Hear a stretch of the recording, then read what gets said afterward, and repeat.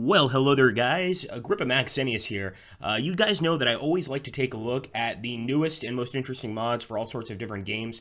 Today we're going to be looking at the EU4 mod Warcraft, based on, of course, the Warcraft universe, and I think it's really cool that they managed to put this in EU4. Now, I must say, I used to be a huge fan of Warcraft, but it's been a long time since I played any of the games, including, of course, the well-known Blizzard game, itself. So this is actually pretty new to me, but I think it looks pretty interesting. I also like how they seem to have these really cool images for each of the rulers. It could just be sort of the actual emblem of the actual, person you're playing.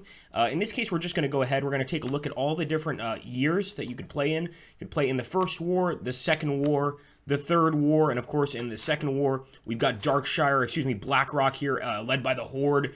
That owns a ton of territory. I think this would be a really cool mod and a really fun mod to play with friends, to be honest with you. So we're just going to go ahead and go Rise of the Horde, and I am just going to take, for the hell of it, and I have no idea who a lot of these guys are, I am going to take Darkshire, which I believe is home to the Dark Elves. I could be wrong here, but it's a republic, this vassal of Stormwind.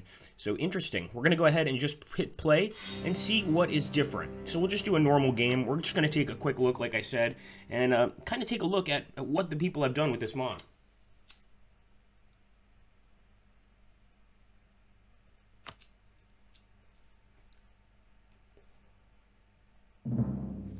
Alright, so there we go, Darkshire. I think already really cool. Just the fact that we get to lead the forces of Darkshire here. There we go. We've got the Jorgen farmsteads first.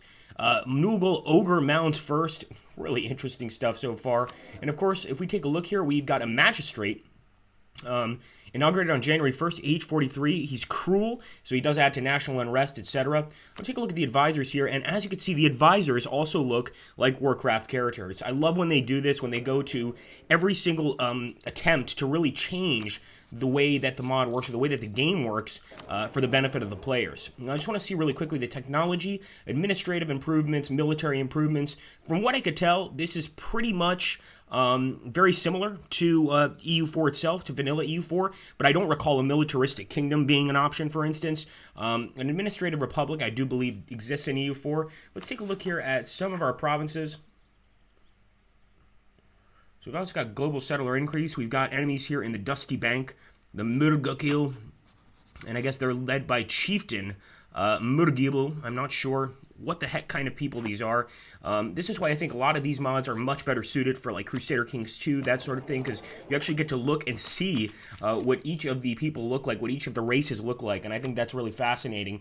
But as you can take a look here, it looks like a lot of the ideas are quite similar, but like peasantry, for instance, this is definitely not in EU4 itself. Neither is aristocratic ideas, and if it is, this is definitely a new image. So they've definitely taken some very Warcraft images to replace a lot of the things here. Quantity ideas, quality ideas, religious ideas. I think it's really interesting that they've gone down this path.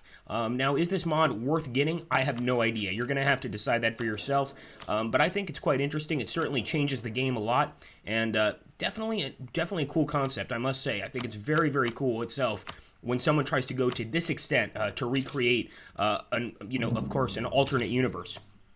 So here we go. It looks like an overlord decided to grant us their core on Stranglethorn Trail. It's now considered one of our core provinces. Very cool, guys. Darkshire will no longer transfer trade power to Stormwind. We have gained the trade conflict Cassius Belli against Stormwind. My goodness, our overlord Stormwind decided to stop diverting our trade. So actually, this would be a good time to fight against Stormwind and maybe gain our independence and stop being a vassal. Nonetheless, really interesting stuff here. And a royal marriage is being offered to us from Stormwind. Of course, I would take that in this case. But very, very neat stuff. Again, I just wanted to take a quick look. And look, we've got all sorts of different missions and decisions that are quite different. Conquer Westfall, conquer Duskwood. In general, keeping with the actual EU4 feeling itself, but with a few differences. And I must say, definitely something that you would want to play with your friends, and definitely something I would consider playing. Although I'm not sure I would go with the Warcraft universe. It's not really 100% my thing, I must say, but the amount of work they've put into recreating all of these different territories, as well as all of the mountain ranges that are impassable, I think it's pretty neat. So let me know what you guys think in the comments down below. And obviously, if you want to get the mod, you can get it in the Steam Workshop. It's just called Warcraft. Highly recommend you guys check it out. So thank you so much for watching, guys. Take care, and have an awesome day.